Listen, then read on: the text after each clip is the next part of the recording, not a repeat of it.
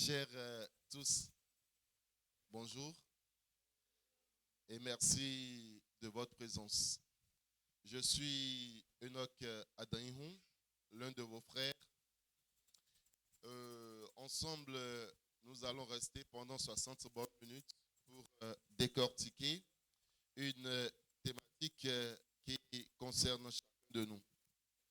Chers tous, avant de rentrer dans le vif du sujet, nous allons recommander la séance entre les mains de Dieu.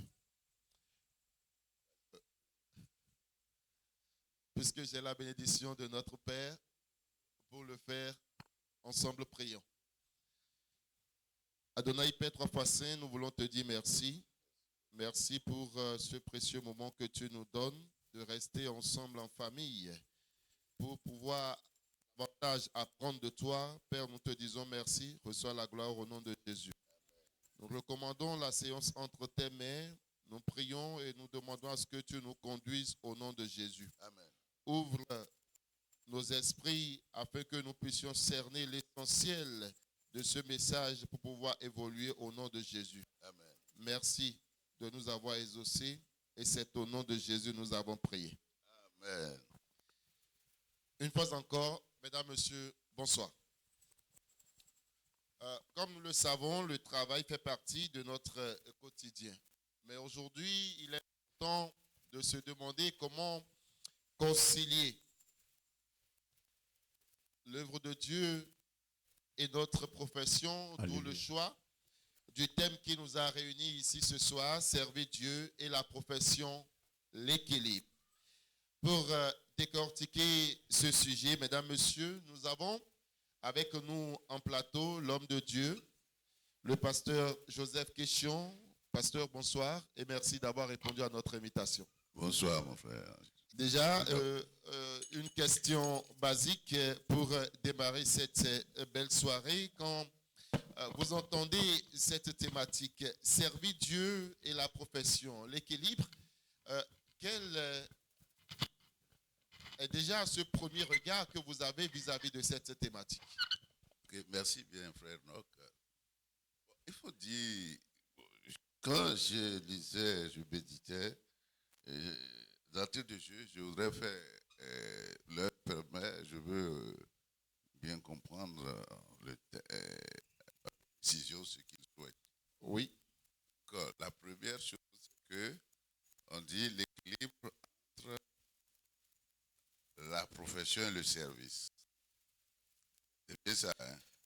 Ou bien l'équilibre entre la foi et le service. Parce qu'il y a une nuance. Bien sûr. Mais dans ce qu'ils m'ont demandé, il y avait les deux éléments. Il y a les deux éléments. Nous allons revenir sur la nuance tout à l'heure parce que là, une chose est de servir Dieu, une autre est de travailler. D'accord? En tant que citoyen, en tant qu'individu, nous avons le droit de travailler. D'accord? Mais aujourd'hui, le constat qui se fait est que le travail finit par primer sur l'œuvre de Dieu.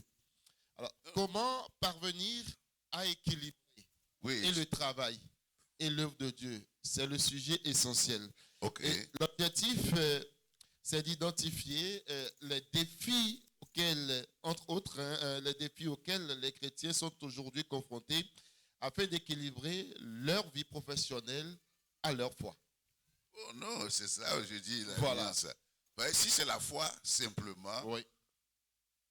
Donc, ça concerne la relation personnelle avec le Seigneur.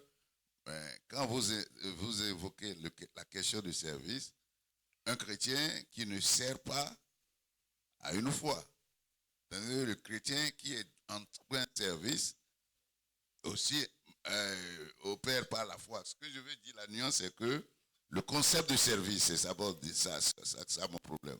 Est-ce qu'un chrétien qui, par exemple, dans l'église, est dans le groupe d'études bibliques, parmi les moniteurs d'école de dimanche, ou bien dans la chorale, est-ce que c'est ça que nous appelons service, ou bien celui qui, à un moment donné, comment je dis, il rentre dans une autre dimension du service? Je ne sais pas si vous voyez. Ou bien le frère qui est en Christ ordinairement dans l'église, mais qui ne s'est pas engagé dans un groupe, il n'est pas dans le service. Est-ce qu'on se comprend bien? On se comprend très bien. On se comprend bien. On se comprend très bien. Bon, maintenant, si on veut parler du service, c'est bon. On va se focaliser uniquement sur le service. J'en parle parce que dès que tu deviens chrétien, tout court, on a prêché l'évangile, tu as accepté Christ, tu es un étudiant, par exemple, ou bien tu travailles dans un milieu professionnel. Déjà, le défi est là. Le défi d'équilibrer ta nouvelle, comment je dirais, le défi qui se présente à toi, c'est tes obligations en tant que professionnel dans un milieu professionnel et la nécessité de bâtir ta foi pour la croissance. Là, il faut un équilibre. Absolument. Il faut un équilibre. Maintenant, quand tu rentres maintenant dans disons, dans une église locale et tu es simplement un membre, tu assistes au culte, aux différentes réunions, sans être engagé dans un groupe, vous n'avez pas le même défi.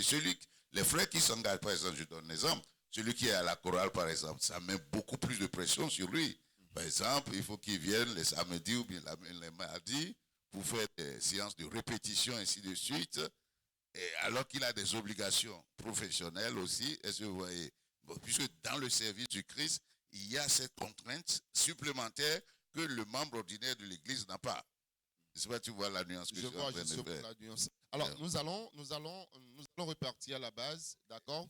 Nous allons permettre à tous ceux-là qui sont aujourd'hui ici de mieux comprendre ce que nous disons. Alors, quand nous partons sur la base de servir Dieu, alors, pour vous, quand nous disons servir Dieu, qu'est-ce que c'est?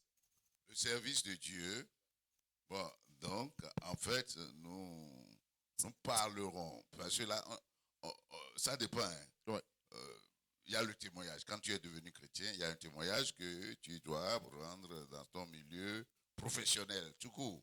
Mais quand tu rentres dans le service de Dieu, c'est ça que j'essaie déjà de démontrer. Les frères qui, ici par exemple, sont dans la dans la chorale, qui sont en études bibliques, sont des moniteurs de l'école de dimanche, ou bien qui sont chargés de faire de la prédication, les groupes d'évangélisation, il y a une charge supplémentaire, une pression supplémentaire qui nécessite absolument un équilibre, comme vous êtes en train de demander, un équilibre entre ses obligations professionnelles, sa profession, les obligations professionnelles et les obligations de service à Dieu. Alors que le frère qui a cru et qui est dans l'église, il a des pressions aussi, il a quand même une certaine pression sur lui, mais la pression n'est pas aussi forte que les gens qui sont dans les différents groupes qui servent le Seigneur. Donc, pour moi, le concept de service part à partir de ce niveau-là. À partir du moment où tu t'engages dans un groupe à l'église, c'est dans ce sens que absolument. Comme nous sommes ici, bon, on peut aussi nuancer. On peut aussi nuancer en ce sens que le frère qui ne s'est pas engagé professionnellement dans un groupe à l'église pour être actif ou servir le Seigneur, comme nous le disons, et qui est un saint membre de l'église, on peut aussi nuancer en disant, par exemple, que le fait pour lui d'être témoin du Christ et qui peut-être utilise les ressources qu'il trouve sur le plan professionnel pour financer soit les campagnes d'évangélisation, les activités de l'église de façon relativement sensible, importante, lui aussi on peut dire que c'est un service qui rend au Seigneur. Je ne sais pas si vous voyez la nuance. D'accord, si je vous comprends. Mais on peut traiter le sujet dans tous les sens. Alors, si je dois vous résumer, l'individu qui sert le Seigneur, peut-être en intégrant la chorale, en intégrant le groupe musical, le groupe de chargés d'accueil, c'est une manière de servir le Seigneur. Oui. Voilà. Alors, celui qui également, pour peut-être des raisons professionnelles, investit son argent, sa finance, eh bien, également, service qu'il rend aussi au Seigneur. C'est un service qu'il rend également au Seigneur. Alors, nous allons prendre le cas de celui-là qui, par exemple, sert le Seigneur dans la chorale ou dans le groupe de chargés d'accueil, d'évangélisation, parce que vous êtes une référence. Comment peut-il parvenir à conseiller le qu'il ou qu'elle accomplit dans l'Église à son travail? Comment chercher le juste milieu? Voilà. Chercher le juste milieu, je veux dire que l'équilibre se fera au niveau d'un certain nombre de paramètres, de critères, de variables. Et d'abord, l'équilibre, la première variable ou bien facteur que je prends et qui est très important, c'est le facteur temps.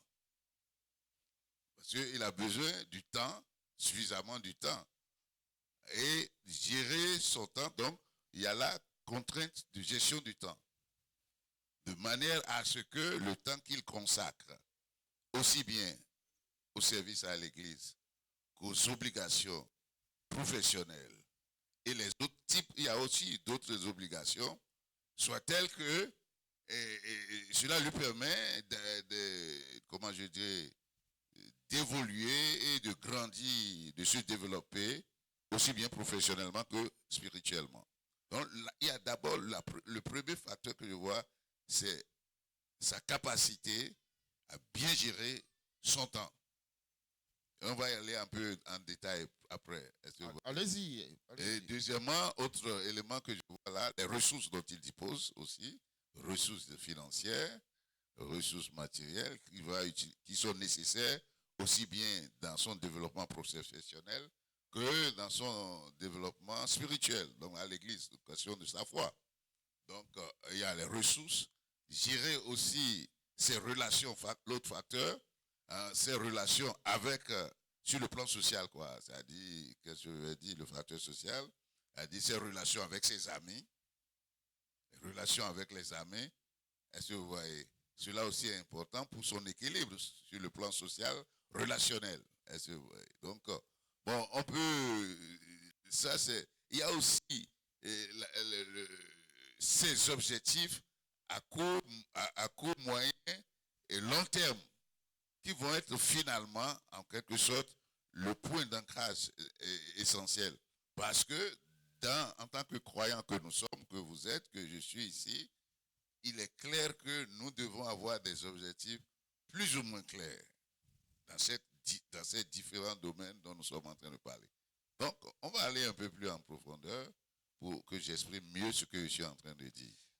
4 différentes variables entrent en ligne de compte. Vous avez eu à citer donc le facteur temps, la gestion du temps. Vous avez eu à citer les ressources financières et matérielles. Vous avez cité également la gestion des relations, surtout sur le plan social. Et pourquoi pas, eh bien, on doit se fixer des objectifs. Nous allons partir temps. Est-ce que le facteur temps entre en ligne de compte dans la recherche de l'équilibre? Okay. Ce que j'ai mis en dernière position détermine le facteur temps. D'accord. Les objectifs. Voilà les objectifs que vous avez dans la vie. Sur le plan spirituel, c'est-à-dire le développement de ta foi, sur le plan d'approfondissement de ta foi, dans ta relation avec le Seigneur, il est bon qu'on soit vraiment, que les frères et sœurs que nous sommes, nous puissions avoir des objectifs, est-ce que vous voyez, des aspirations, des niveaux que nous voulons atteindre dans nos relations avec le Seigneur. Je donne un exemple.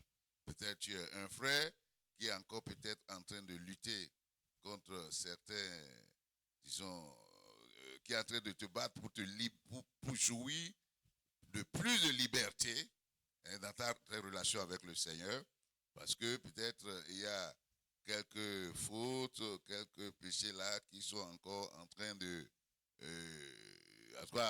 rendre ta marche un peu difficile et complexe. Alors là, tu dois avoir un objectif clair. Est-ce que vous voyez? Ce que je voudrais vous proposer pour que ça soit facile aux frères et sœurs de bien me suivre, en fait, ce que je propose pour rechercher l'équilibre, c'est la démarche projet. Qui sont ceux qui ont fait un projet ici? La gestion d'un projet ici. Là-bas. Mathieu, tu n'as pas fait projet. Les frères veulent le projet ici, non? Ça veut dire quoi? Avoir un objectif. Maintenant, par rapport à tes objectifs, tu développes des activités, projet, planification, donc tu prévois les activités qui te permettent, en fait, d'atteindre ces objectifs que tu t'es fixés. Et maintenant, quand tu as essayé d'avoir ces activités, tu laisses la phase de stratégie. Bon, ces activités, bon, donc tu dis maintenant, quelles sont les ressources dont j'ai besoin pour que ces activités m'amènent vraiment au but que je recherche. Et puis, je planifie maintenant et je m'organise. Et je me mets maintenant au travail. Et ça, j'ai besoin d'un certain nombre de processus, de rigueur et d'intégrité. C'est ça. Et c'est là, on voit aussi dans la parole de Dieu. Est-ce que vous voyez? La parole du Seigneur Jésus nous a dit dans Luc 14, j'aime vraiment ce passage, il dit, lequel d'entre vous, voulant bâtir une maison, ne s'asseye pour évaluer s'il a de quoi atteindre avant d'engager le processus. Il dit, s'il ne fait pas ce travail, donc, de planification, comme je suis en train de dire, là, il va commencer, il ne pourra pas atteindre. Précisons. Voilà, comme tu l'as dit maintenant, la gestion du temps. La gestion du temps, c'est quoi? Tu essaies donc d'énumérer toutes les activités qui te permettent d'atteindre le niveau de développement spirituel que tu veux atteindre.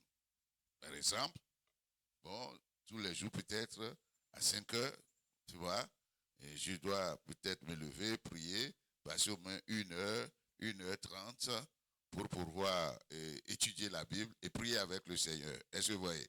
Les activités de jeûne et de prière, les activités que tu as à l'église, puisque tu es membre d'un groupe, les jours où il y aura des répétitions, ou les jours où tu vas intervenir de façon spéciale, lors de mariage, ainsi de suite. Je prends le cas de la chorale, par exemple. Est-ce que tu vois? Donc, tout ça là, tu dois planifier ça. Et tu planifies ça en tenant compte de tes obligations professionnelles. Parce que si tu es, par exemple, les frères ici, ils comprennent bien ce que je suis en train de dire. Si tu es, par exemple, disons un officier, comment je dis, un simple agent, par exemple, agent d'un projet, tu n'as pas les mêmes contraintes peut-être que celui qui est chef division ou bien chef service. Ou bien il est directeur. Pour ça, nous sommes en train de parler de projet. Donc, les contraintes, les objectifs qu'au service, on le fixe. Et les objectifs de développement aussi de sa carrière, que lui-même se fixe, il doit prendre tout ça là, essayer de voir par rapport aux obligations en ce qui concerne la question temps, c'est-à-dire le temps dont il a besoin pour essayer de faire relativement bien, atteindre relativement bien les objectifs qui s'est fixés sur le plan spirituel, sur le plan du service à Dieu. C'est ce que nous sommes en train de dire. Voir le temps qui est nécessaire là-bas, il évalue le temps qui est nécessaire là-bas, il évalue les ressources financières, matérielles que cela dépend, les contraintes sociales que cela entraîne aussi.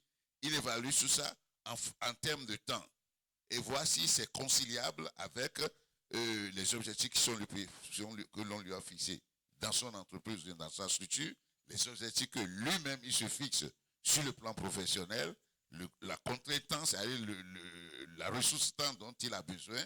Il va évaluer ça pour voir lui-même maintenant sa capacité à faire la synthèse, à s'adapter. Est-ce qu'il est capable comment je dis, de résister, de tenir en face de ces contraintes? Je donne un exemple. Si tu dois aller, par exemple, au boulot à 7 heures du matin, par exemple, il faut alors que tu quittes la maison peut-être à 6 heures ou bien 6h30, ça dépend de ton lieu de travail. Or, voilà que tu as aussi des objectifs sur le plan spirituel. Tu te dis, bon, il faut que je me lève tôt. Ça veut dire que finalement, tu dois te réveiller peut-être à 4h ou bien 4h30. Est-ce que tu es capable de te réveiller à 4h30, 5h30 pour passer au moins 30 à 1h avec le Seigneur et faire les autres, te préparer et atteindre l'objectif du service? Donc, c'est ces gymnastiques. Ça veut dire quoi? Bon, allez-y. Je peux aller? Oui. Ça veut dire quoi? Ça veut dire, premièrement, en tant qu'étudiante que nous sommes ici, il faut une rigueur dans la planification. Planifier son temps, c'est très important. Et dans la gestion du temps, ce que je demande souvent aux gens, on n'est pas en train de parler de la gestion du temps, mais je vais donner quelques idées. C'est que le chrétien, dans la société, il a besoin d'être vraiment rigoureux en ce qui concerne sa gestion du temps, surtout s'il est dans une profession ou bien s'il est dans un service avec le Seigneur. Est-ce que vous voyez?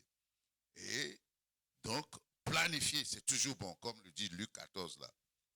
Coucher des objectifs, définir quelles sont les activités, voir maintenant les ressources. Ici, nous parlons de ressources temps. Voir ça et voir de part et d'autre à essayer de faire une certaine synchronisation et voir s'il a la capacité de supporter ça. S'il n'a pas la capacité de supporter, ce n'est pas interdit de reprendre le plan plusieurs fois jusqu'à ce que tu vois ce que tu es capable de supporter. Mais d'une façon ou d'une autre, ça rentre aussi dans ce que le Seigneur nous dit, le chrétien ne peut pas être paresseux. Le chrétien ne peut pas être paresseux. Ni négligent. Pasteur, c'est vrai, le chrétien ne doit pas être paresseux, il ne doit pas être négligent non plus. Et c'est justement ce qui peut-être l'a conduit dans sa démarche de projet à se fixer des objectifs. Il a beau faire la planification, il a été tellement rigoureux au point où, sur le plan professionnel, il a commencé par émerger. Eh bien, nous constatons que une fois qu'il a commencé par émerger dans son travail, ce travail commence par prendre le dessus, malgré sa planification, sur l'œuvre de Dieu. Dans ce cas précis, que faire? D'abord, parce que vous le savez, quand nous travaillons, c'est pour progresser. Absolument. C'est pour aller de l'avant. Absolument. C'est pour être excellent. Absolument. Voilà. Et l'excellence a commencé d'une manière ou d'une autre à prendre le dessus ou le pas sur l'œuvre de Dieu. Alors, dans ce cas, que faire en tant que jeune chrétien? Très bien. Il y a d'abord des choses qu'il faut se rappeler. C'est-à-dire? Il faut connaître certaines choses. Deuxièmement, croire effectivement ces choses-là. Comme je l'ai dit, c'est un modèle que je l'ai donné ici. C'est confesser ces choses et se mettre en position. C'est à être conduit conformément. Ça veut dire quoi? Le chrétien n'a pas deux vies. Ou bien on a deux vies? On n'a pas deux vies. Le chrétien, c'est une entité. Deuxième chose que nous ne devons jamais oublier aussi, c'est que Dieu s'intéresse à tous les aspects de notre vie. Il ne faut jamais oublier ça. Troisième, qui est une conséquence de ce que nous sommes en train de dire, et ça aussi on a été longtemps victime de ça, comme vous me interpellez, à des moments donnés, on a cru que c'est le service que je fais à l'église là, qui est sacré, qui est spirituel, et que ma profession là, c'est séculier, c'est pas sacré. Ça, c'est des choses, travail déjà, il faut faire à son niveau, sur le plan mental, pour sortir de ces prisons mentales.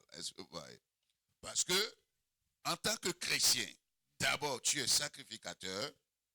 Dieu, même le travail que tu fais sur le plan professionnel pour gagner de l'argent, tu es gestionnaire de projet, tu es un financier, tu es un comptable, tu es une femme ou un homme d'affaires.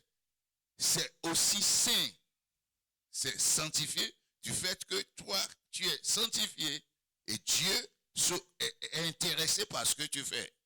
C'est ce que je voudrais corriger d'abord déjà au niveau de la connaissance. Est-ce que tu vois? Donc ça veut dire quoi? L'argent que toi tu gagnes dans ton travail là-bas, là, ça n'a pas la même valeur que l'argent que quelqu'un dans le monde gagne. Parce que d'abord, toi tu ne vas pas, par exemple, utiliser a priori ton argent pour détruire l'œuvre de Dieu. Tu vas utiliser ton argent pour renforcer l'œuvre, le ministère de Dieu. Est-ce que vous voyez? Supposons, si on évaluait le travail disons, je vais aller très loin, d'un pasteur, horairement, il gagne par exemple, ce qu'on a étudié vraiment, en prenant compte de l'effort, tout le travail, en tant qu'organisateur, j'ai fait organisation et méthode aussi, on va voir toute la quantité fournie Bon, on peut dire par heure, bon, on peut, en tenant compte de la configuration de notre économie, on peut dire que par heure, il est à 5 000 ou bien à 10 000. Est-ce que tu vois? Bon, ça c'est sur le plan financier et de rémunération.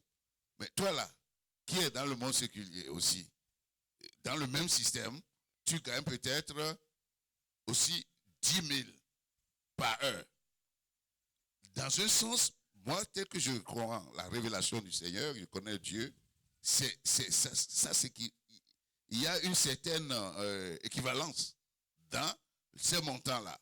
Je poursuis. Maintenant, c'est quelqu'un qui, par exemple, gagne plus que ça, et il vient à l'église pour les collectes. Il n'est pas dans la chorale, il n'est à rien. Est-ce que vous voyez? Il n'est même pas pasteur, tout ça là. Et qui met 20 000 dans la quête. En quelque sorte, il met 2 heures, en quelque sorte. Je ne sais pas si vous percevez mon analyse sur ce plan-là. Donc, c'est aussi sacré. Dieu va considérer ça comme sacré. Comme celui-là qui, peut-être aussi, je vais donner un cas des pasteurs, un pasteur qui, normalement, si on évalue, il doit gagner 20 000 par heure, mais les conditions sont telles qu'on lui a donné 10 000. Est-ce que vous voyez? Dans le monde, toi, tu vas dans une fonction et tu es rémunéré justement à 20 000. Maintenant, tu viens à l'église, tu donnes 10 000. Tu contribues à l'épanouissement de l'œuvre de Dieu. Donc, qu'est-ce que je veux dire?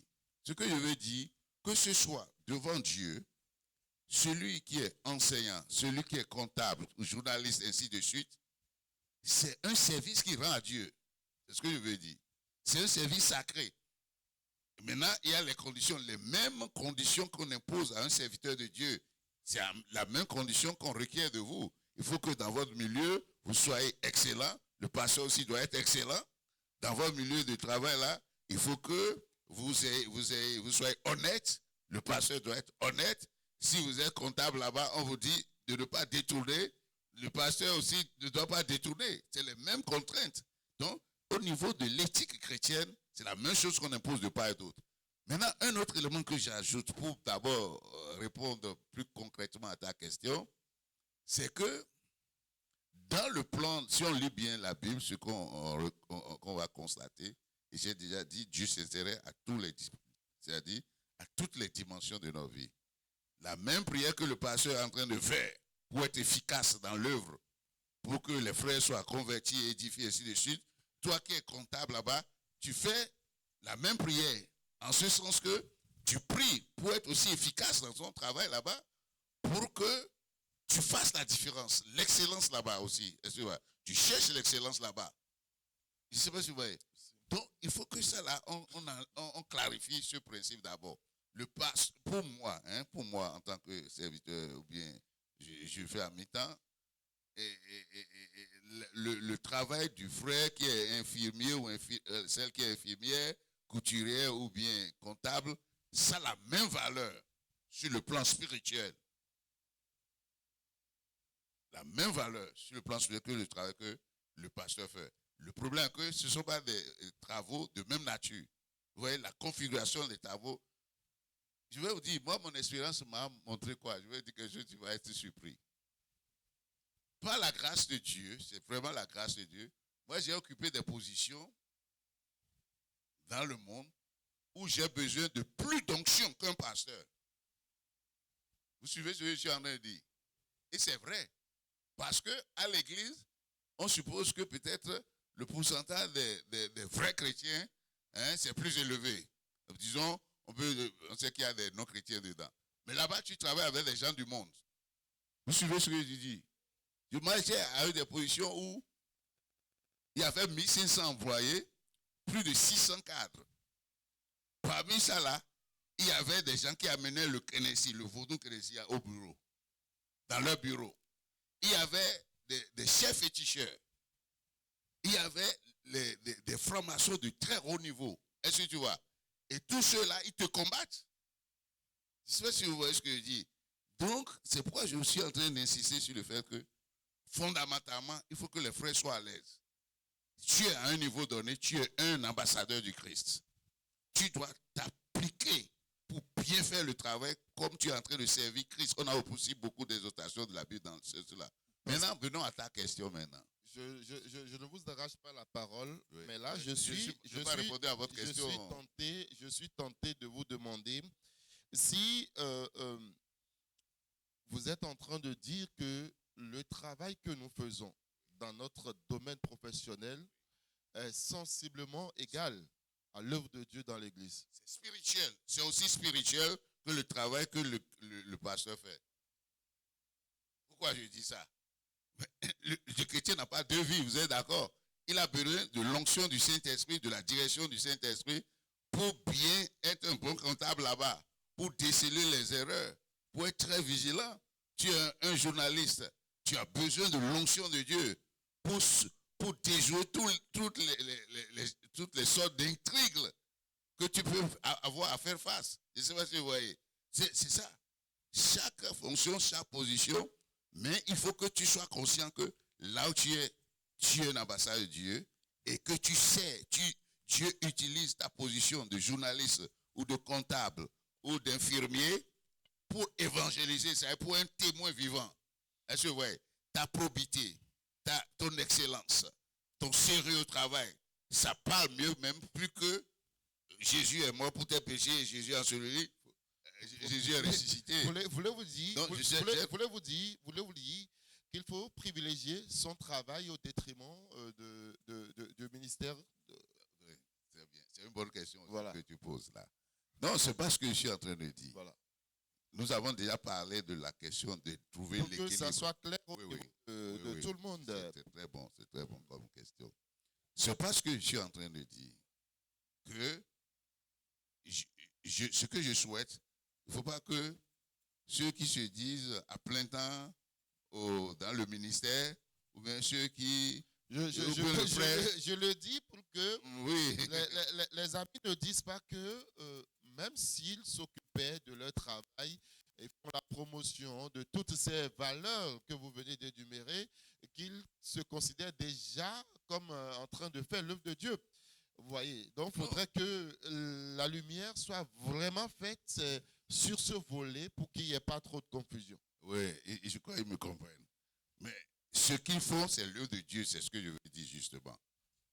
Le comptable qui est conscient, un bon chrétien comptable, il fait l'œuvre de Dieu. La seule chose que nous recherchons, là où il y a la nuance, est-ce que c'est en communion avec Dieu que tu es allé là? Parce que on va dire souvent, bon, c'est celui qui veut servir Dieu comme pasteur ou bien dans les groupes, c'est lui qui doit prier jusqu'à ce qu'il soit convaincu que c'est Dieu qui l'amène à cette profession. Non, la même obligation se pose à celui qui devient infirmier, celui qui devient journaliste. Je suis en train d'expliquer un peu. Allez-y, oui. Bon, donc c'est ce que je veux dire. Maintenant, l'autre aspect aussi qui est très pratique, d'abord, c'est de ne pas sous-estimer au plan spirituel ce que tu fais dans ta profession. C'est déjà le premier point. Deuxième point, Dieu aussi nous forme progressivement. Quand tu es en train, il dit, par exemple, il y a un frère qui a amené un passage logique. Le Seigneur Jésus dit, on disait quelque part dans une parabole, il dit, mais celui qui n'est pas fidèle dans les moindres choses, qui va lui confier les véritables. Vous connaissez ce passage dans Luc 13. Ça veut dire quoi? Tu es comptable là-bas. Tu fais bien. Dieu peut te former dans ce milieu-là pour que finalement tu viennes occuper une place, peut-être à plein temps dans l'église, où tu investis beaucoup plus dans la chorale, ainsi de suite. On a vu ça dans la Bible. Ce que je dis, ce n'est pas la théorie. Vous connaissez l'histoire de David, du roi David. Qu'est-ce qu'il était avant? Pardon? C'était un éleveur. Et quand le roi, il est venu pour affronter Goliath, vous vous rappelez? Le roi lui a dit, oh, toi, tu es trop petit, tu ne peux pas. Vous vous rappelez ce que David a dit? Il dit, non, j'étais éleveur. Et quand un lion venait là, je l'attaque et je déchire. Vous vous rappelez, l'ours vient, je déchire. Donc, qu'il en sera ainsi pour ceux circoncis là. Ça lui parlait de Goliath. Est-ce que vous voyez? Donc, la profession qu'il faisait, peut-être au standard humain, nous on voit comme ça, mais Dieu ne voit pas comme ça. Nous avons une seule vie. Dieu l'a formé là-bas. Et quand Dieu a besoin de lui maintenant ici, là, il a été utilisé puissamment. Et c'était même une échelle pour lui pour aller dans sa destinée à un niveau très élevé. Donc, nous ne devons pas sous-estimer ce que nous faisons. À un moment donné, si nous sommes fidèles dans les choses que nous avons aujourd'hui, Dieu il connaît le plan. Tu peux devenir après peut-être un serviteur à plein temps. Maintenant, j'évolue aussi parce qu'il y a une question qui est en instance. La question qui est en instance, est-ce qu'il faut privilégier le travail séculier? Bon, je mets ça en griffe, hein, parce que pour moi, c'est aussi spirituel que l'autre travail, au détriment du service à l'église. Non. Il ne faut pas, c'est pas ça ce que je veux dire. Ce que je veux dire, et ça rejoint le thème principal, c'est trouver l'équilibre. Trouver l'équilibre pour que je sois aussi honnête, engagé, et je sois dévoué dans l'œuvre que je fais dans l'église que dans l'œuvre que je fais sur le plan professionnel. Quelles sont les barrières aujourd'hui qui peuvent nous empêcher d'avoir cet équilibre? Ah oui, donc je parlais, c'est pourquoi j'ai défini des critères, des variables. Ouais. Sur la question, par exemple, de la gestion du temps. Parce que servir à l'église, c'est beaucoup de temps. Dans la cour à corps, j'ai commencé à dire, vous savez, hein, maintenant, sur le plan professionnel aussi, tu as besoin de beaucoup de temps. Oui ou non? Donc ça veut dire quoi? Dans la gestion de ton temps, déjà, il faut éliminer les voleurs du temps. Les voleurs du temps. Par exemple, ce que j'avais en main là. Parlez-nous de ces voleurs de temps. Hein? Parlez-nous de ces voleurs de temps. Ah, les voleurs du temps là, oui. Ils sont nombreux. Comme, hein, au moins quelques 2 ou 3 voleurs de temps. Le problème du temps là. Oui. Le problème du temps là, c'est ça là. Le portable. Moi aussi, parfois, je lutte comme ça. Hein. Surtout quand tu vas sur TikTok, là, tu commences seulement à dérouler. Tu as déjà fait 1 heure sans t'en rendre compte. C'est mauvais. Quel temps tu auras pour méditer la parole de Dieu ou bien faire les répétitions que tu dois faire. Si tu es un prédicateur dans le groupe d'école dimanche, voilà une bonne partie de ton temps qui est parti. Les voleurs de temps aussi, c'est que le chrétien, à un moment donné, surtout les temps que nous passons, le chrétien n'a fondamentalement pas assez de temps pour s'amuser. Mais les jeunes ne vont pas être d'accord avec moi, mais c'est vrai. Si vous voyez toutes les contraintes que vous avez déjà dans les études, et après, sur le plan professionnel, vous voulez vous développer professionnellement pour être efficace dans votre vie, et en même temps servir bien le Seigneur ici, là, dans les différents groupes que nous sommes en train de dire, tu n'as pas vraiment le temps pour t'amuser. Est-ce que vous voyez? Bon, maintenant, les psychologues vont vous dire, oh, tu vas t'épuiser, il y aura burn-out. Non. Moi, si je prends ma vie, j'ai eu très peu de temps pour m'amuser. Et je m'ennuie très rarement quand je suis seul. C'est très rare que je m'ennuie seul. La preuve, je suis revenu maintenant il y a environ 1 mois et quelques là. Quand je quitte ici, je viens à la maison, je suis seul là. Je ne m'ennuie pas. J'ai toujours comme l'autre disait là, j'ai des lectures en retard. Toujours des lectures en retard. Dans la Bible, dans les livres chrétiens, aussi pour ma formation professionnelle. Je dois faire des recherches et ainsi de suite. Est-ce que vous voyez? Donc, le tout dépend de ce que nous avions dit au départ. Donc, en ce qui concerne la gestion du temps, évitez les voleurs du temps, évitez, et le passage biblique qui va vous aider le plus, dit, c'est dans le 1er épître de Paul aux Corinthiens, dit, tout est permis, mais tout n'est pas utile. Ça veut dire quoi? Je ne ferai que ce qui est vraiment utile en ce qui concerne mon temps. Est-ce que vous voyez? Et on a beaucoup d'exemples dans la Bible. Combien de fois vous avez vu, je vous ai lu une fois ici, dimanche, la vie de Paul. Vous vous rappelez?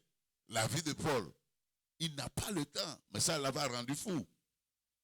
Les premiers disciples qu'on a vus, les Jean-Jacques, tout ça là. Vous pensez qu'ils ont du temps pour s'amuser? Vous lisez bien, vous ne verrez pas, ça ne tue pas. Puisque ici, nous avons une force puissante, c'est le Saint-Esprit. Il est vrai, si on a l'occasion, ce n'est pas interdit. Est-ce que vous voyez? Et c'est pourquoi Paul disait à Timothée, il dit, vous vous rappelez ce qu'il a dit? L'exercice physique est utile à peu de...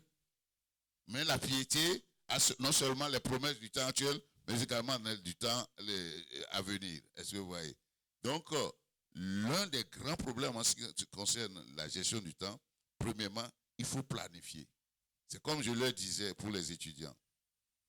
dans l'emploi du temps de la faculté que tu as là, tu insères ton emploi du temps, ça c'est pratique.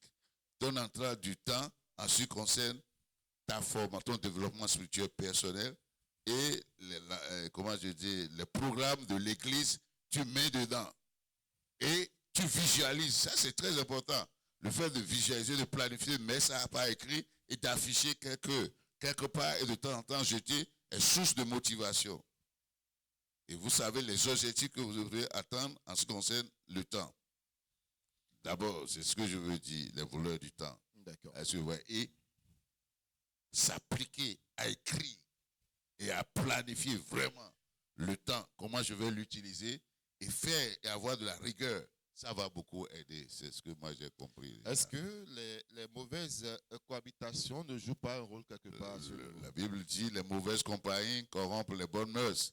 Les voleurs du temps, ce n'est pas que ça là. Il y a des gens qui n'ont pas leur vie bien programmée, des amis que vous avez, ou bien des parents qui ne sont pas programmés, qui vont venir vous appeler pour poser des problèmes qui ne sont vraiment pas vraiment très importants, ou bien vous cherchez à vous utiliser votre temps. Moi, j'ai connu des cas où, bon, un ami va venir dire, ah, aujourd'hui là, bon, j'ai trouvé un véhicule là, bon, on va faire un tour à Parakou là. On va aller voir tel frère, telle soeur, on va prier là-bas. Mais toi, tu as des obligations ici et tu n'avais pas prévu ça. Il faut savoir dire non. En matière de gestion du temps, il faut savoir dire non. Pour ne pas se faire emballer donc, par les mauvaises compagnies. La compagnie peut être aussi une bonne compagnie. Mais si la compagnie t'amène à ne pas être efficace dans la gestion de ton temps, la gestion des ressources financières, la gestion des autres ressources, là, il faut essayer de dire non. C'est ce que je suis en train de proposer. C'est bon? S'il y a aujourd'hui des stratégies à développer, parce que nous avons connu certaines personnes qui, une fois à la quête de l'équilibre entre l'œuvre de Dieu et le travail, ils ont finalement fini par laisser carrément de côté leur profession pour pouvoir suivre Dieu. On a vu la suite pour certaines personnes qui est bien déplorable. Par contre, pour d'autres, c'était vraiment un appel venant de Dieu.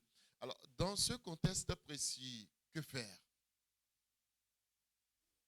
Alors, comme nous sommes des chrétiens, et ce que nous sommes en train de dire là, c'est que avant de s'engager, il faut chercher la direction du Seigneur.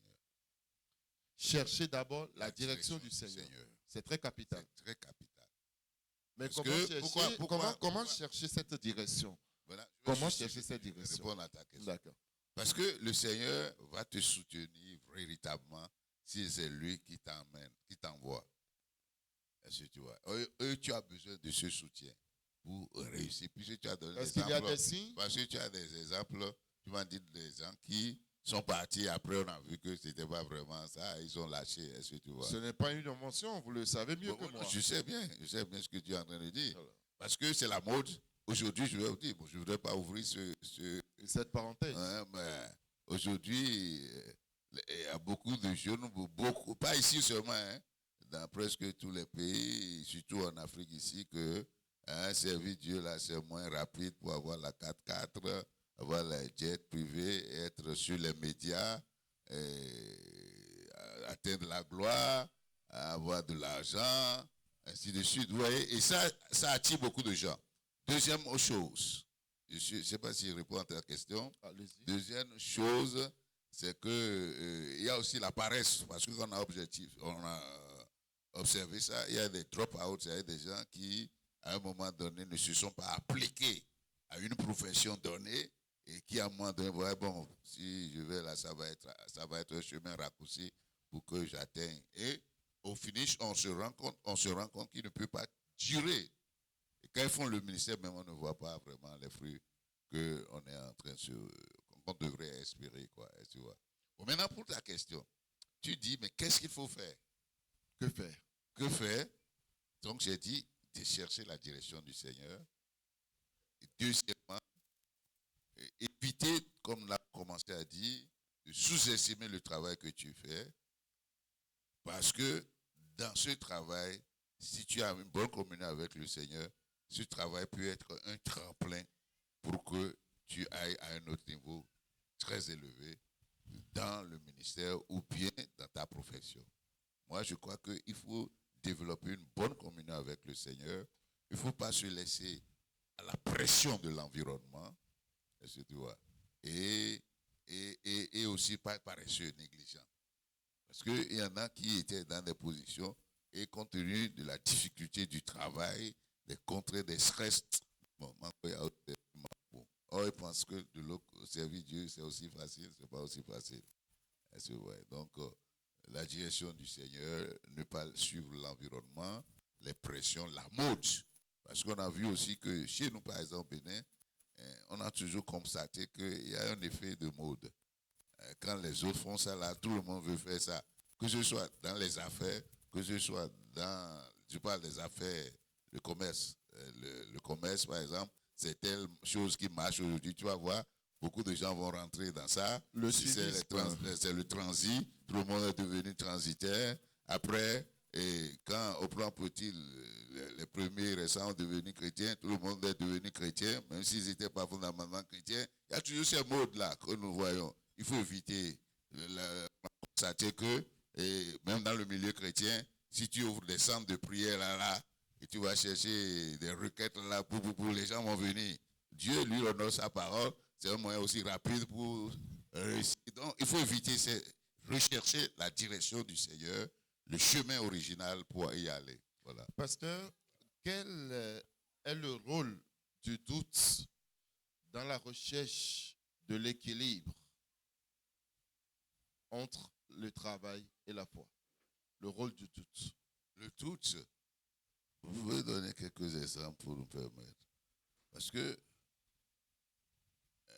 le doute peut se trouver à 2 niveaux, 3 niveaux. Premier niveau, c'est que tu veux entreprendre quelque chose. C'est ça, non? En tout cas, la recherche de l'équilibre. Voilà. Ça. Bon, donc, tu te dis, est-ce que je peux réussir? Voilà. Ça, c'est le doute. Ou bien, tu te dis, bon, je vais demander à Dieu, je vais prier et Dieu va m'éclairer. Ben, dans ta prière, tu es devenu plus incrédule même dans ta prière. Comme on a vu dans Acte 12, là. Les gens priaient pour la libération de Pierre. Et Dieu a libéré Pierre. Pierre est venu là. Et puis a frappé à la porte. Et une soeur, on appelle Rose, est allée. Il dit, il est allé voir les gens qui priaient. Il dit, mais c'est Pierre qui est arrivé. Hein. Il était tellement content. Les gens l'ont dit, non, c'est son âme. Et ils ont continué. Donc, on devient aussi incrédule dans la prière. Donc, c'est ces choses. Bon, maintenant, troisième forme que je dis là, je vais parler comme vous là, c'est-à-dire le doute méthodique. Le doute méthodique. Tu avances, hein, mais tu essaies de t'assurer que tu as tous les éléments qui renforcent le premier pas que tu as fait pour pouvoir aller, pour ne pas faire un saut dans le vide. Bon, en ce sens-là, c'est la sagesse. Moi, je rends ça dans la sagesse que Dieu peut te donner pour ne pas faire, comment je dis, pour ne pas sauter dans le vide. Donc, c'est pourquoi je dis, Luc 14 est important. Quand tu veux faire quelque chose là, assieds-toi, réfléchis. En fait, Luc 14 nous invite à planifier. En fait, quels sont les objectifs que je cherche vraiment? Je donne un exemple. Il y a beaucoup de jeunes ici qui veulent se marier, mais qui ne savent pas pourquoi ils veulent se marier. Oui ou non? Exemple, c'est ça, pour répondre à ta question. D'accord. Donc, comprendre, s'asseoir, déterminer vraiment ce que je veux intrinsèquement, voir, mais par quelle voie et moyen je peux atteindre ça. Essayer d'énumérer les choses et après se dire, bon, est-ce que j'ai les ressources pour faire ça? Si je n'ai pas les ressources, je reprends mes objectifs. Soit je diminue mes prétentions et j'essaie de configurer la démarche de manière à ce que ça soit l'expression d'un certain réalisme. Est-ce que vous voyez?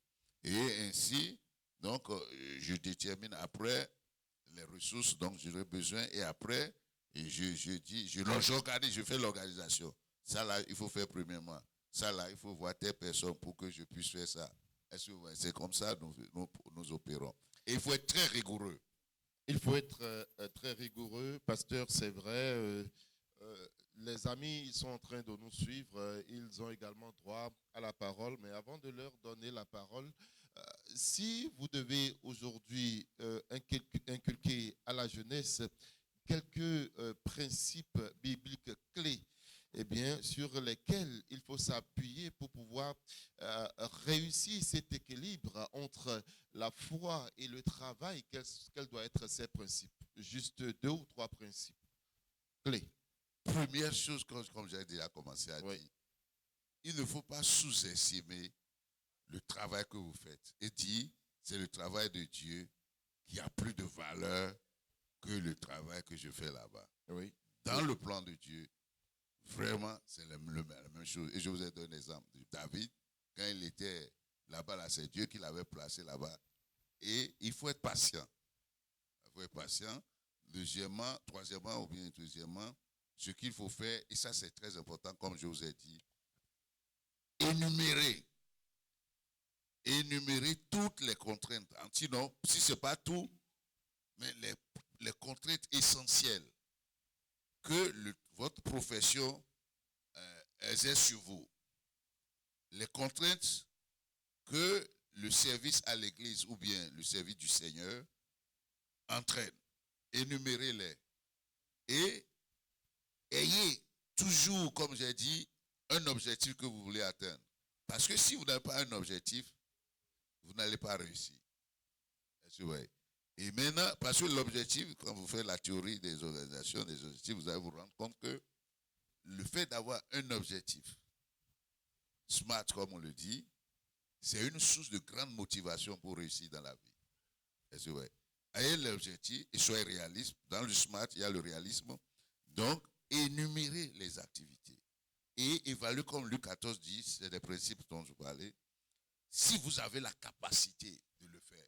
Bon, maintenant, si vous avez la capacité de le faire, continuez l'exercice après avoir énuméré les ressources là. Et organisez-vous pour dire, ça là, il faut que vous vous organisez par rapport au facteur temps.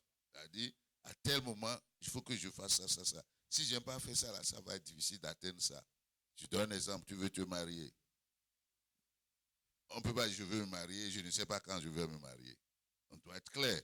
C'est dans 1 an, voilà, 1 an. Donc, sur le plan financier, dans 1 an, il faut que j'ai tel niveau de finance. Sur le plan de la maîtrise même de mon temps, de la gestion de temps, il faut que j'atteigne tel niveau. Sur le plan de la connaissance de la parole de Dieu, il faut que j'atteigne. Qu'est-ce que c'est qu'un homme? Qu'est-ce que c'est une femme? Qu'est-ce que c'est le mariage? Il faut que je puisse déjà, dans le temps, programmer tout ça là. C'est ce que je suis en train de dire. Est-ce que vous voyez? Donc, quand vous avez fait ça, vous vous organisez et vous vous évaluez. Parce que dans la gestion de projet, il y a toujours ça. Le monitoring, le suivi, évaluation. C'est-à-dire que tu te fixes périodiquement. Est-ce que je suis en train d'atteindre, de me rapprocher des buts que je me suis fixés? Parce que le but que tu te fixes en 1 an, il faut décliner ça mensuellement. Bien, une périodicité que toi-même tu t'es fixé. Et à chaque fois, est-ce que je n'ai pas de retard sur ce que je veux faire? Et si tu as de retard, il faut corriger. Ça met plus de pression sur toi. Si on ne fait pas comme ça, là, vous savez ce qu'on devient?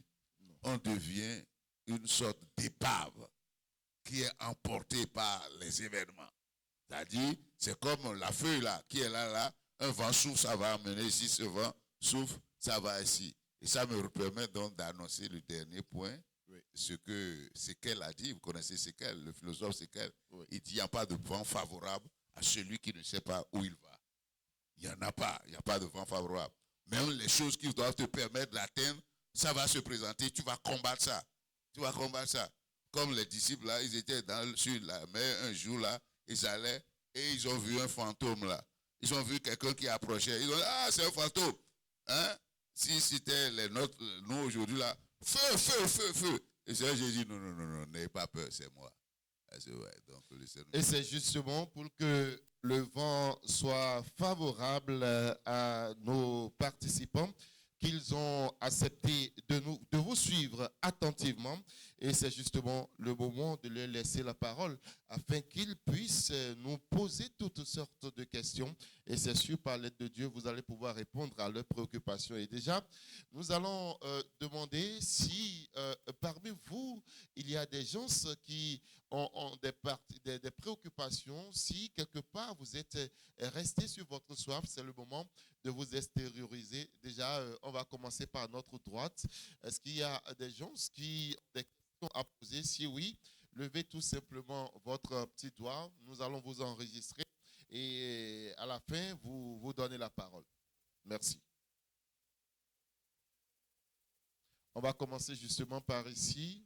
Avez-vous des préoccupations? Y a-t-il des points d'insatisfaction? Oui, je ne vous vois pas. Le frère bienvenu. D'accord? Monsieur Samuel, le frère bienvenu, qui va intervenir en premier. Oui, est-ce qu'il y a... On va faire la liste d'abord.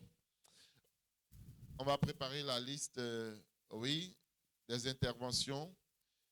À la suite de monsieur bienvenu, est-ce qu'il y a encore une autre personne, un autre intervenant dans cette rangée? Non.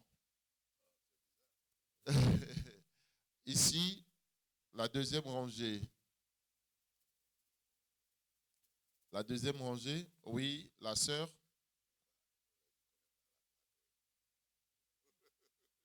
Le pasteur dit que nous ne sommes pas à la fac ici. Donc ici, nous sommes entre frères, nous sommes en famille. Soyez libres de poser toutes sortes de questions. Alors, ici, dans la troisième rangée, oui, derrière le frère. Ici.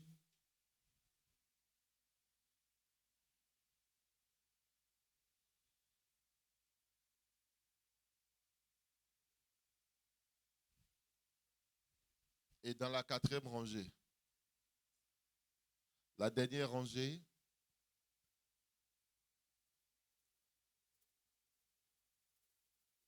Merci beaucoup. Pasteur, vous êtes revenu plusieurs fois sur la rigueur, la loyauté, l'intégrité. En tout cas, nous allons, avant de conclure cette émission, revenir. Vous avez parlé de la planification également. On va revenir sur quelques détails avant de boucler cet entretien. Mais avant, nous allons permettre au frère bienvenu de prendre la parole et de nous poser sa question.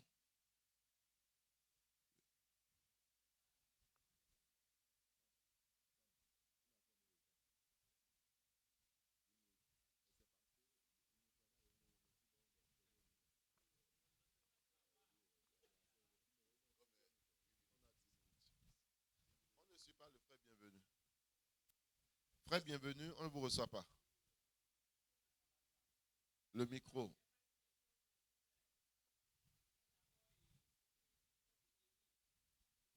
Une sorte de défi. D'accord. OK.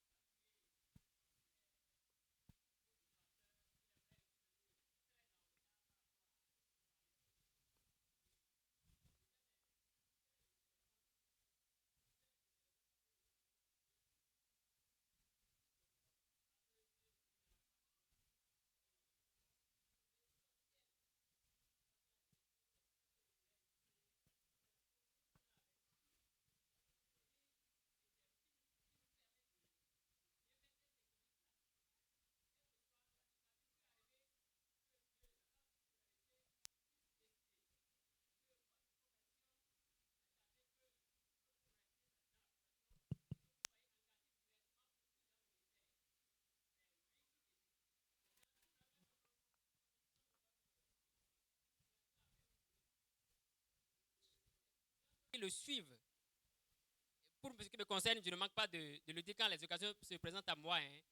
Comment de tels thèmes, excusez-moi du peu, hein, moi j'ai passé à peine 20 minutes hein, ici tout à l'heure, mais ce que j'ai reçu, en tout cas j'ai reçu un message me concernant personnellement. Et je rends grâce à Dieu pour cela. Et je me dis, de telles émissions, de tels panels et de telles personnalités dans l'œil, et que ce soit de... Je ne minimise pas le programme, mais c'est des choses qui doivent être dites à des occasions plus élevées. En tout cas, pour ce qui concerne l'œil. Et je crois que le pasteur et ses collaborateurs ici doivent œuvrer pour que tout ce thème-là puisse être repris à un niveau plus élevé pour l'œil. Merci. Merci beaucoup, nous vous aurions compris, merci. On va donner la parole à la deuxième personne à s'inscrire sur la liste. Amen. Ma question va partir d'abord d'un exemple. D'un exemple. Oui. Prenons l'exemple d'une soeur ou bien d'un frère qui, après la licence, il trouve un travail. Et à ce niveau, il a de temps à continuer dans le groupe. Il avait l'habitude d'intervenir. Prenons par exemple l'exemple d'un moniteur ou monitrice ou choriste. Maintenant, au fil du temps où il évoluait, il trouvait aussi d'autres postes au point où le boulot occupe maintenant la majorité de son temps. Et au point où il n'arrivait plus à intervenir dans ces groupes-là. Et par exemple, c'est seulement les dimanches où il trouve le temps pour venir à l'église. Dans ces circonstances, nous avons la tendance de dire que la bénédiction de Dieu nous empêche de faire l'œuvre de Dieu qu'on avait l'habitude de faire. Et d'autres disent que peut-être que ce boulot n'est pas destiné à la personne, vu qu'il n'a plus le temps pour faire l'œuvre de Dieu. Et d'autres ont même tendance d'abandonner, parce qu'ils n'ont plus le temps de faire l'œuvre de Dieu comme ils avaient l'habitude de faire. Dans ces circonstances, j'aimerais demander comment la personne doit gérer. Est-ce qu'il doit vraiment abandonner ou bien il doit comprendre que bon, ce n'est pas ses moyens financiers que Dieu veut que lui soutienne ses œuvres, ou bien il doit vraiment abandonner, chercher un autre travail où il doit trouver le temps pour faire l'œuvre de Dieu. Merci à vous. Troisième intervenant.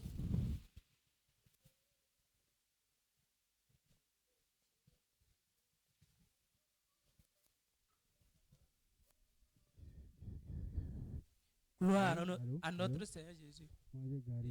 Cet après-midi, nous parlons sur le thème le service de Dieu, l'équilibre entre le service de Dieu et nos différents travails. Moi, ce que j'aimerais savoir, est-ce qu'on peut, et notre sœur a déjà beaucoup parlé de ça, est-ce qu'on peut accepter un travail qui vole le temps des cultes? Le temps des cultes. Des cultes. Oui, le travail pratiquement, si on voyait des travails, même le dimanche aussi, c'est occupé. Est-ce que l'enfant de Dieu peut accepter ce genre de travail? Merci beaucoup. Dernier intervenant.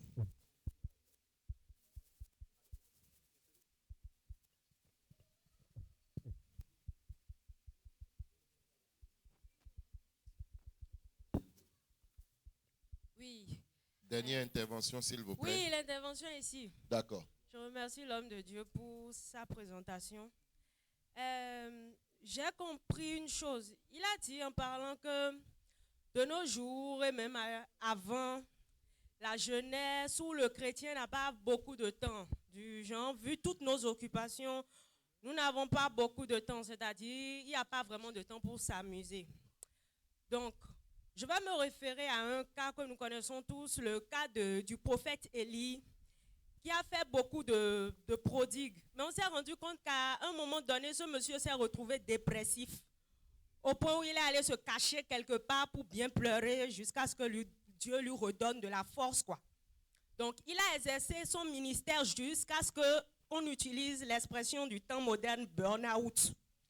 Et si je vais me référer à ce que l'homme de Dieu a dit, est-ce à dire que Élie, dans l'exercice de son ministère, n'était pas assez spirituel? Et qu'en est-il de nous aujourd'hui qui sommes beaucoup en deçà du niveau d'Élie?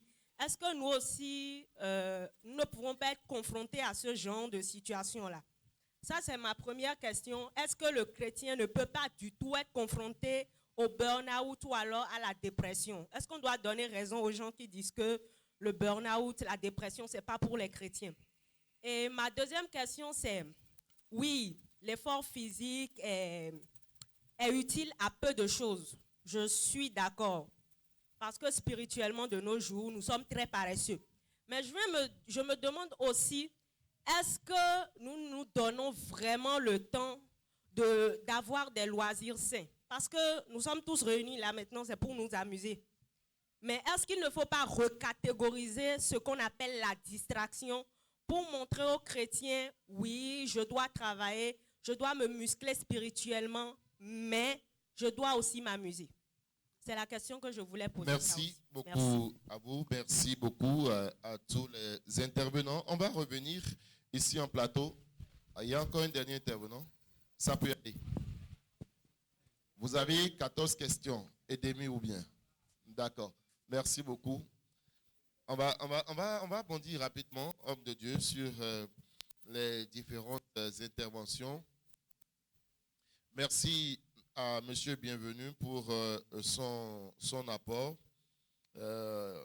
Finalement, il trouve que l'EU est en train de pécher parce qu'elle n'utilise pas, on n'exploite pas cette valeur que vous êtes. Je ne pense pas que cela soit réellement vérifié, mais on va pas répondre à ça.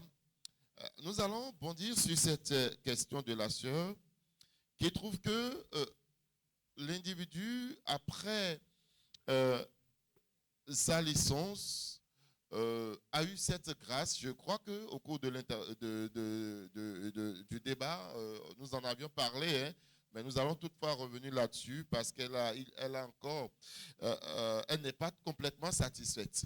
Vous voyez, l'individu qui, après ses diplômes, a eu la grâce de trouver du travail, au point où ce travail l'empêche de répondre à ses obligations à l'Église. Et là, il se voit contraint de faire l'œuvre de Dieu avec sa finance. Est-ce que c'est à ça le Seigneur l'a appelé ou que faire? Alors, cette question nous permet même de faire la nuance que je faisais au départ. Au départ, oui. Si tu as trouvé cette opportunité, tu as dit, et tu es tellement occupé au boulot que tu ne fais plus l'œuvre de Dieu. C'est ça que elle a dit. Peut-être que la personne ne vient plus à l'église comme cela se doit. Et je pense, par exemple, mon exemple. C'est ce qui mon cas où, même le dimanche matin, je suis au service à 7 heures, par exemple, ce qui ne me permet plus d'être peut-être à l'église certains dimanches à l'heure ou presque plus. Alors, que faire dans ce cas? Quand on se retrouve dans cette situation? Je vais répondre. Voilà. Donc, pour faire, d'abord, il a dit l'œuvre de Dieu. Et je crois que dans ce qu'elle est en train de dire... Vous avez défini l'œuvre de Dieu au départ. Parce que pour ce que lui, elle est en train de dire, peut-être il est membre, elle a dit monitrice de l'école de dimanche, par exemple, ou moniteur de l'école de dimanche. Bon, donc nous avons dit, ça ne veut pas dire que ce que tu fais là-bas, ce n'est pas l'œuvre de Dieu. Est-ce que nous sommes d'accord sur ce principe-là? Bien sûr. C'est ça, il faut changer. Ce que tu fais là. Bon, je vais poser la question. Pour avoir le diplôme là, tu as prié? Tu n'as pas prié quand tu étais étudiant pour que Dieu te donne le bac, pour que tu réussisses tes examens? Est-ce que Dieu a exaucé? Quand tu cherchais le travail, tu n'as pas prié Dieu pour qu'il te trouve un travail? Maintenant, tu dis que ça là, ce n'est pas le travail de Dieu. C'est le grand problème. Bon, maintenant, si ça l'a réglé, on vient maintenant au dilemme. D'accord. C'est là où je fais la nuance entre la foi et le service de Dieu. Si le travail que tu as trouvé, là où je parle de la foi personnelle, ça t'empêche de méditer toi-même la parole de Dieu à la maison, de prier, d'être fort spirituellement, là c'est un mauvais travail pour toi. Tu peux ne pas venir à l'église, chanter à la chorale, ainsi de suite, mais tu as gardé ton équilibre spirituel entre la foi et le travail que tu as. Ça, c'est très important.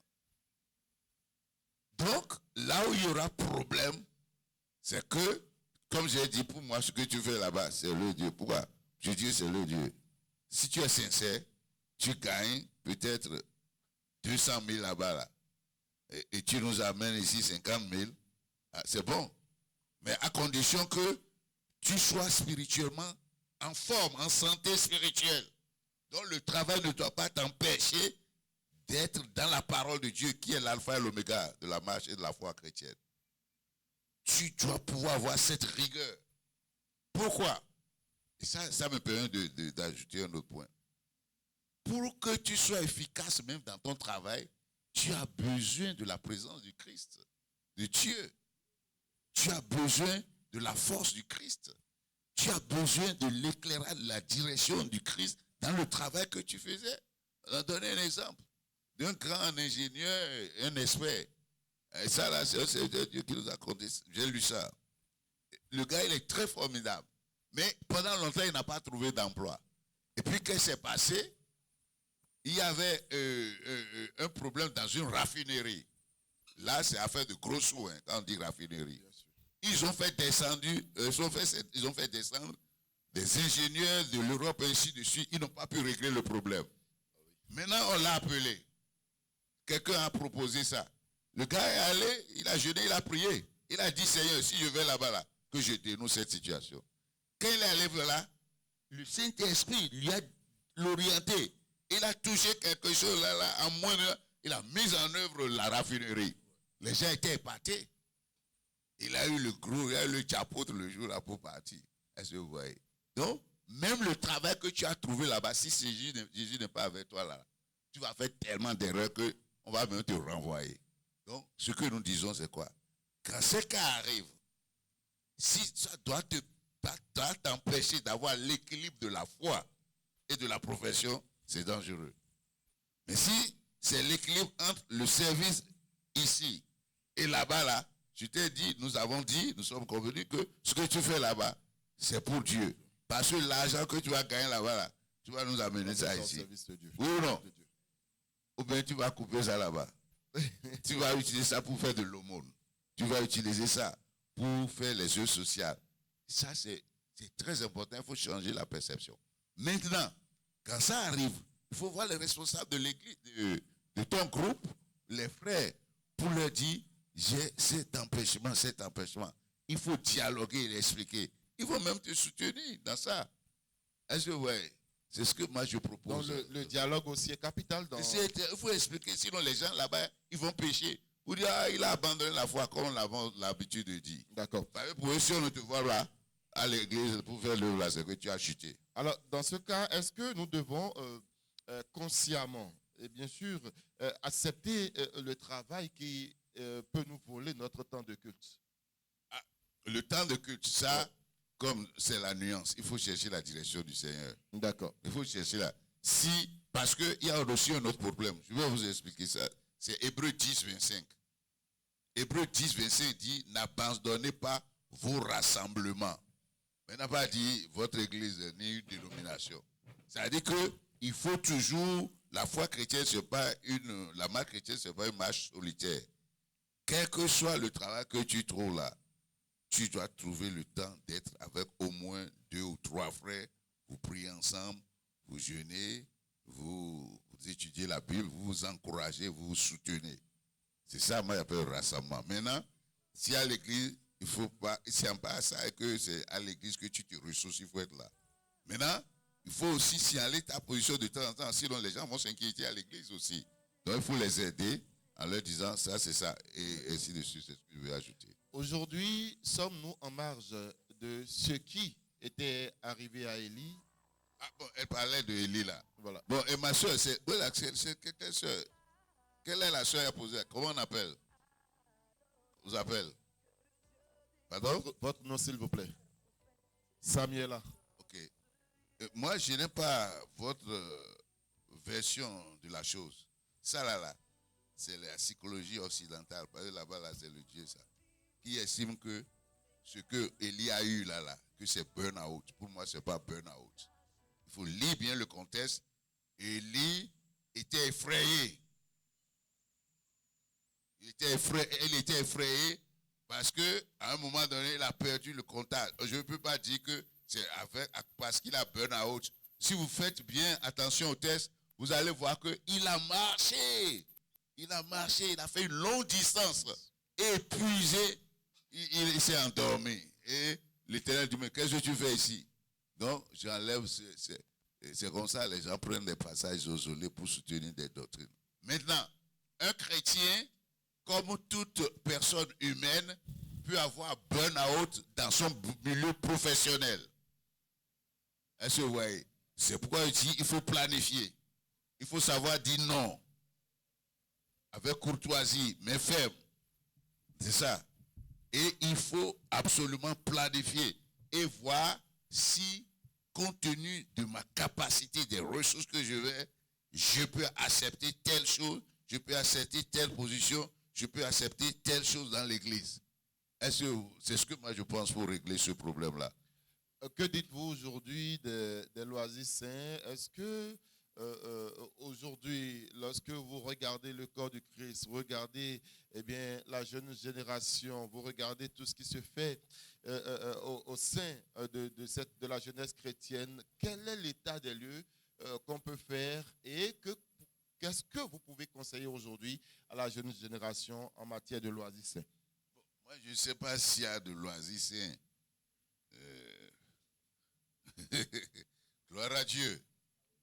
Ça, c'est le réflexe du prédicateur. Ça ne devrait pas être si long. Bien.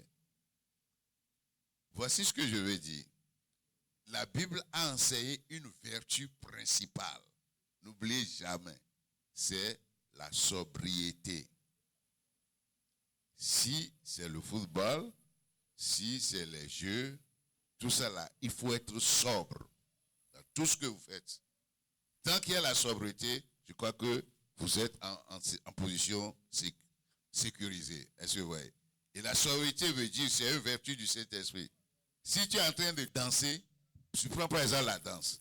La danse peut vous amener très loin. Si à un moment donné, vous n'avez pas la sobriété, un chrétien ne peut pas danser rien au point de mépriser, de perdre la présence du Christ. Nous sommes d'accord? Nous sommes d'accord, frères et sœurs. Ouais, j'apprends de vous aussi. La danse peut être saine. Mais si, quand on a mis le rythme là, toi tu es perdu dedans là, et tu as commencé à sauter dans tous les sens, oubliant que tu es le temple du Saint-Esprit et que tu es en face du Saint-Esprit là, et tu as un problème sérieux. C'est à la chair ça. Quand il y a la chair, le diable accompagne ça.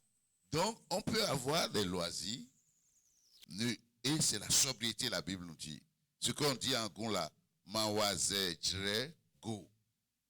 Ça veut dire, tu es sobre, tu réalises la présence de Dieu, même quand le rythme est devenu endiablé, là. Toi, tu es en train de te faire ton petit pas là, et tu te jouis, tu jouis. Mais, le rythme est devenu chaud là. Là, tu n'es plus dans la sobriété. Que le Seigneur nous vienne en aide.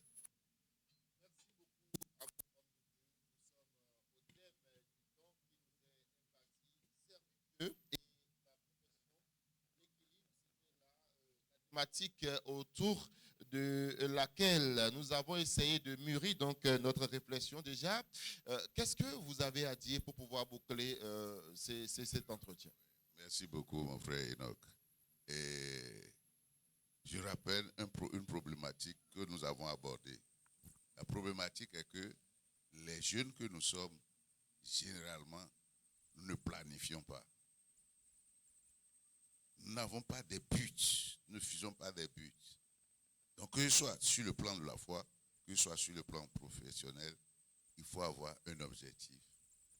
Et cadrer cet équilibre, comment je dirais, établir cet équilibre en tenant compte de ces facteurs clés. Le temps, donc l'objectif, le temps, les ressources que vous avez, votre capacité d'organisation. Et forcément, quand on est dans la vie, l'école nous apprend ça. Nous ne devons pas oublier. C'est-à-dire quoi? Évaluer ses progrès par rapport aux objectifs que nous sommes fixés. Les objectifs peuvent être aussi déclinés dans le fait. Et cette rigueur-là, ça manque. Et on est en train d'aller dans la vie comme ça, coup par coup, et on est surpris. Par exemple, on ne programme pas bien son mariage, on ne programme pas bien même le nombre d'enfants que nous devons avoir, on n'est pas rigoureux. Bon, maintenant, cela dit, dernier point que je veux ajouter, il faut aimer écrire les choses. Et quand vous, de temps en temps, vous lisez, vous fixez là, c'est une très grande source de motivation. Et maintenant, pour pouvoir accomplir, mettre en œuvre ce plan d'équilibre-là, vous avez besoin du caractère. Le caractère dont nous parlons ici, c'est l'intégrité, la rigueur, c'est la méthode, et la persévérance, et la persistance, la foi en Christ. Et cela va nous aider dans tout ça là, dans l'environnement du Saint-Esprit, comptant toujours sur l'Esprit Saint. Et je crois que ça doit pouvoir aller. 4 valeurs à promouvoir: la rigueur, l'intégrité, la méthode et la persévérance. Merci beaucoup à vous, pasteur. Je rappelle que vous êtes pasteur et vous êtes dans le ministère un père pour plusieurs jeunes, une icône que nous devons absolument suivre. Merci pour votre disponibilité. J'ai une proposition. Oui. Si on peut enlever pasteur, dire le frère. D'accord. Merci beaucoup. On vous le concède. Enoch Adin, où je suis, merci de nous avoir suivis. On va se dire donc à très vite.